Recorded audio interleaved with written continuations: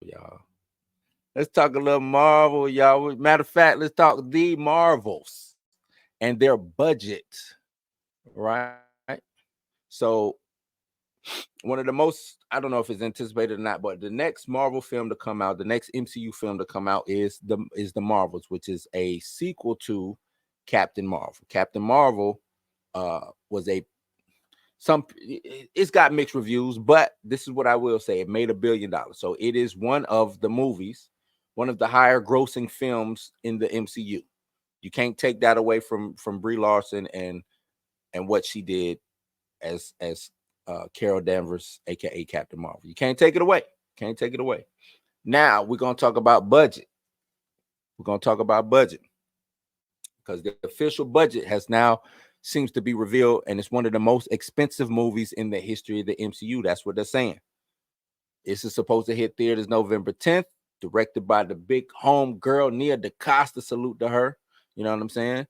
And she recently promised the fans about the film that it's going to be really wacky and silly, and have elements that you've never seen before. Right?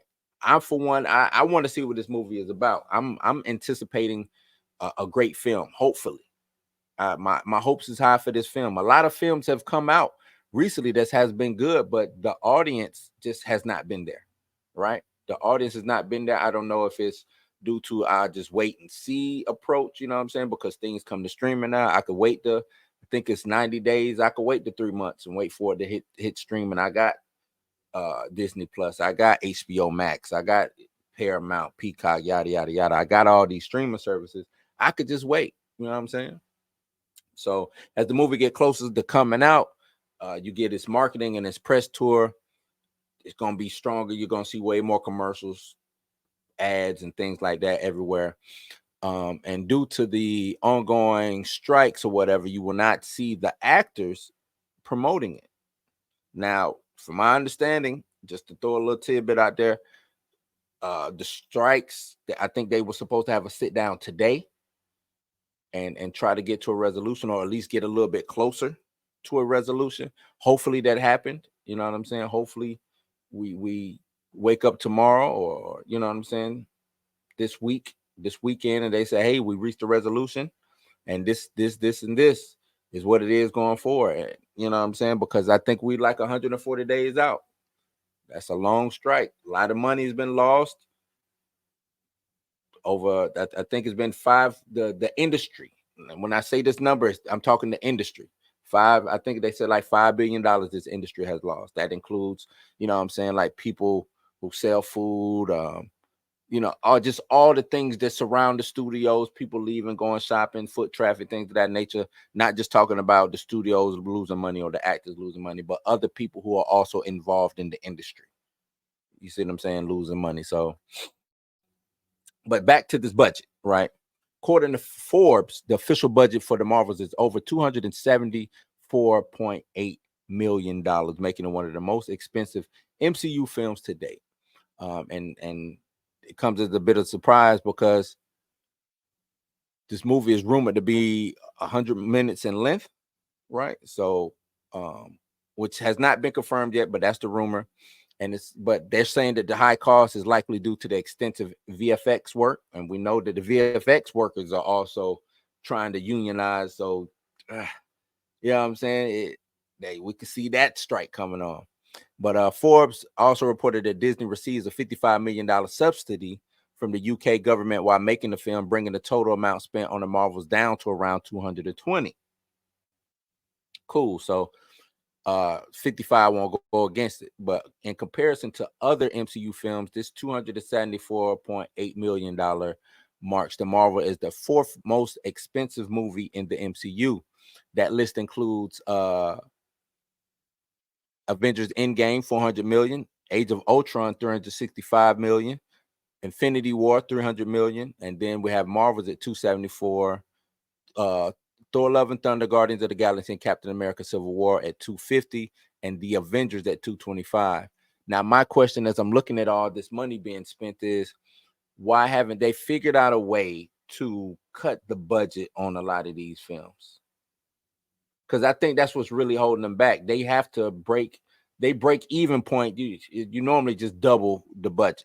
That's how I look at it. That's your break even point. Just double the budget, and you know what I'm saying, 10 million here plus, you know what I'm saying, plus minus 10 million. That's what I put it at. Double the budget plus minus 10 million. So you're looking at the Marvels at 274.8 million. That means they would have to make almost 6 million. You know what I'm saying? Just $55 million under $6 million. I put it to you like that, to break even. To break even. That's a lot of money that they got to make just to break even. That's not good.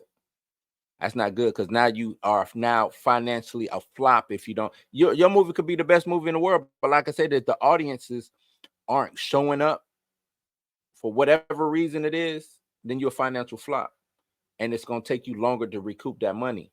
You know what I'm saying? Now, we saw a movie like Element. They say it made a late run in its theatrical release, especially overseas and things of that nature.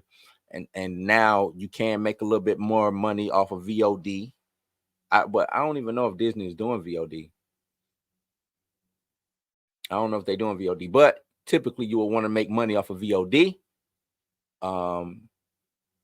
Also off of physical sales, things of that nature that can, you know what I'm saying, help bolster your money making, your profits for the most part. But we'll see, man. We'll see.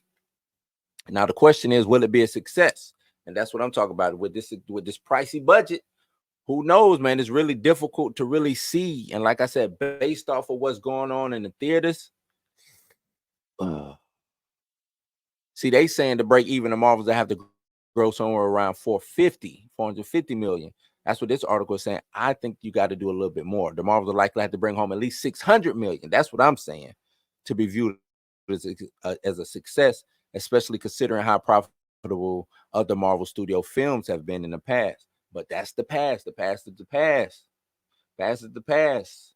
I think the bar has been lowered, not gone higher, because I think that's what they're looking at too. Like, the bar is set so high, so we got to pour all this money into it. But I think the bar is low now, because people your audience isn't showing up. So until that audience shows back up, you need to make, in my opinion, you need to make a lower budgeted film.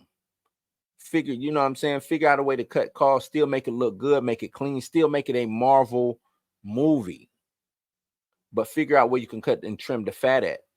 You know what I'm saying? And I ain't talking about making it just super duper cheap. I'm not talking no Tubi movie or anything like that. But you got to figure out a way to lean your budget up a little bit. You got to figure out a way to lean this budget up so it can recoup, so you can make some money. So, like I said, Brie Larson's Captain Marvel, it did gross over $1 billion when it came out in 2019. So the appeal for her character should be there. It should be there. Not saying that it is, but it should be there, right? The ties, due to the ties that the Marvels has with Secret Invasion, which was not viewed well in the eyes of the viewers. Like, Marvel's been putting out a lot of duds on Disney Plus. That's another thing too. You could be worrisome about it. If you're looking at the product and how they try to connect things and all that nature, Nick Fury and Secret Invasion, which was not a good show, it had potential, but was not a good show. The fans are walking away. They're taking a wait and see approach. I don't blame them. You know what I'm saying? I don't blame them.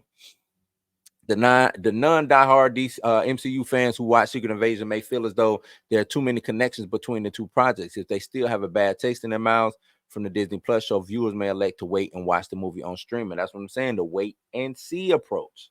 That's what's going on. I don't think the industry is really looking at the right numbers, the right demographic, the right info charts, whatever, because they are doing totally opposite of what I see the consumer reports say. You know what I'm saying? It's like, okay, they're not showing up to the theaters. Let's make it a $400 million budget movie. Like, what are you doing? Why keep pumping money into something when you don't need to? But you need to figure out how to trim the fat. How I can keep all the good stuff and trim the fat. That's what you need to figure out. It says the opening weekend for the Marvels will likely make a decent amount of money, but that second week, you know what I'm saying? That's when the calculators come out. That's when the, you know what I'm saying, the telescopes come out. Can I see a future? You know what I'm saying? So it has to have a run. It has to have legs. This movie, you know what I'm saying, to where people want to go back 2, 3, 4 times back to the theater and watch it. Repeat customers. That's what you want. You know what I'm saying? Hopefully they get it. Because like I said, I'm anticipating it. I might, you know what I'm saying, might double back, watch it twice. Who knows? You know what I'm saying? But I will at least give it a good go. You know what I mean? So the Marvel's supposed to be coming out in theaters November 10th. Y'all let me know what y'all think. Are you going to see it? Are you taking the wait and see approach? Let me know in the comments. Y'all let me know in the comments.